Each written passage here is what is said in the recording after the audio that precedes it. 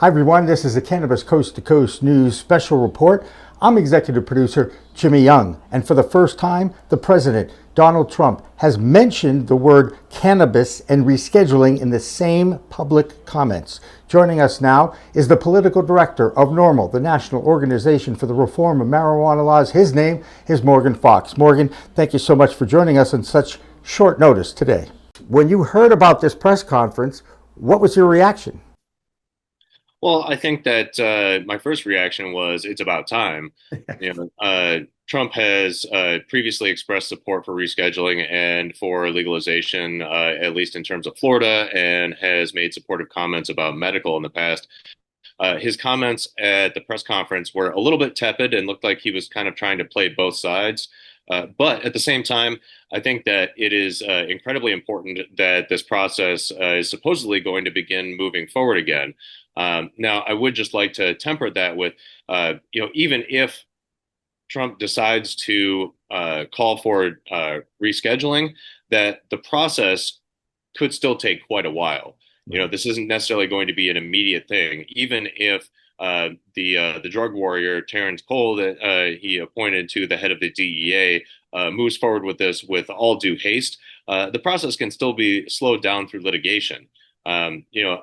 For an example, in 1990, NORML sued the federal government because of a DEA ruling that went against the advice of an administrative law judge, and it took 4 years to get a ruling on that. So, regardless of what the president might end up saying in a few weeks regarding rescheduling, it's entirely possible that the actual process of moving towards that could take quite a while.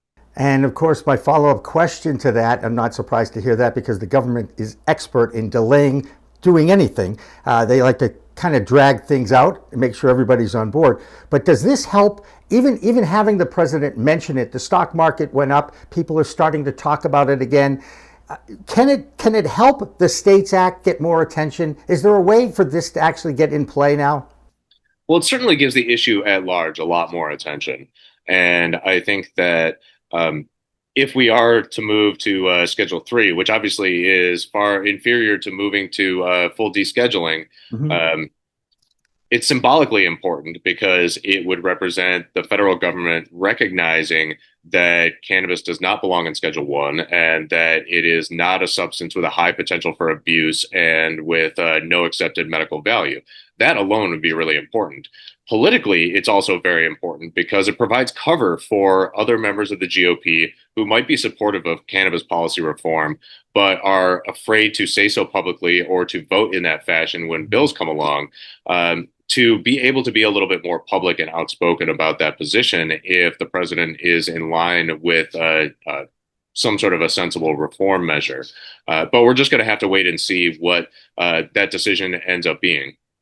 And it's always about hurry up and wait. I believe that is Cannabis Standard Time. It's sometimes 2 steps backward, 1 step forward, 1 step forward, 2 steps backward. It's always a process, but at least now it has come out of his lips. Whatever that's worth, it's come out of his lips now, and there is some kind of optimism now in the industry because there hasn't been a lot of it really since he took office.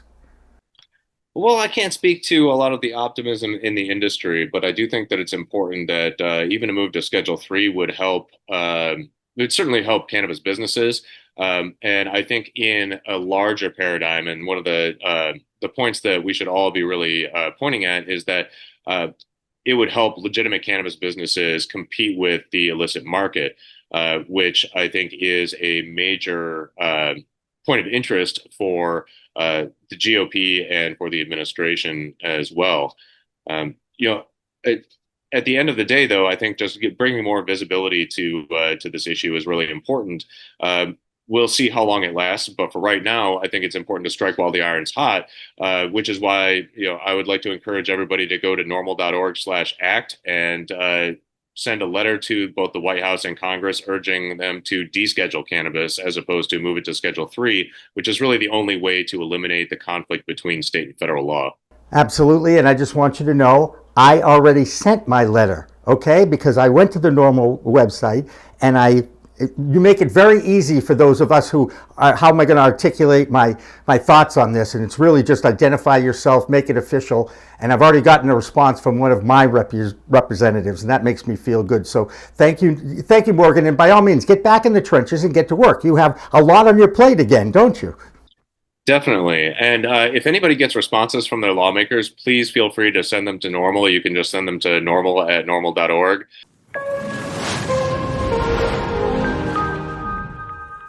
That'll do it for a Cannabis Coast to Coast News special report. Stay tuned for the second part of our interview with Morgan Fox from NORML.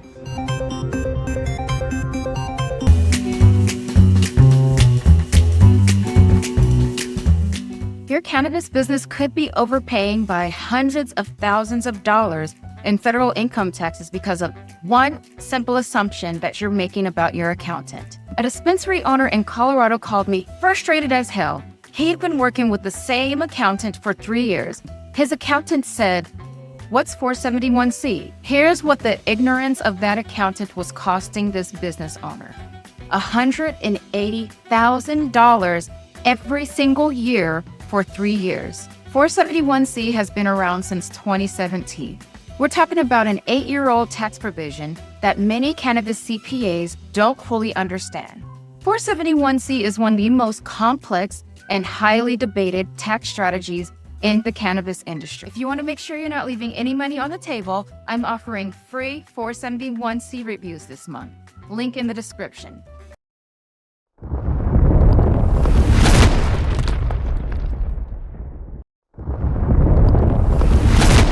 Accounting Buds has grown into Buds Group, the same award-winning quality, now with more service offerings.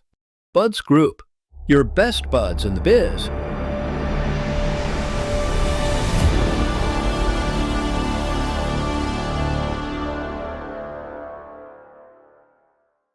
Looking for PR that over-delivers on expectations? At Maverick Public Relations, they pair big agency experience with personalized attention. From launching award-winning brands to securing top-tier media hits, their data-driven communications team helps visionary leaders and entrepreneurs rise above the media noise. Maverick PR is responsive, collaborative, and relentless about results and ROI.